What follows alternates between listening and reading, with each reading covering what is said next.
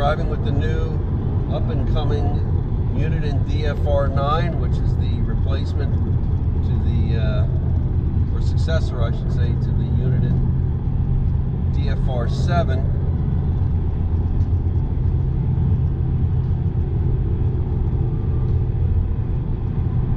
Hopefully this patrol vehicle is still there. It's going to be off to our left.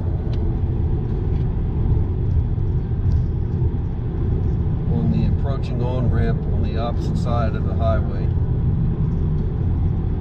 Hopefully he'll still be there. Looks like he is. Yep, we're picking it up. See him, there he is.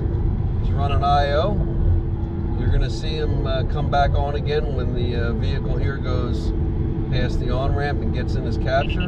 There he goes. Targeting him, and he's got somebody.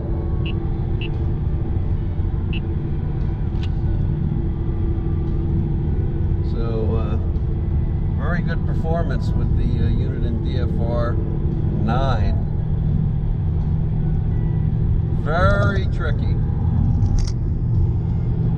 It's a tough trap to beat.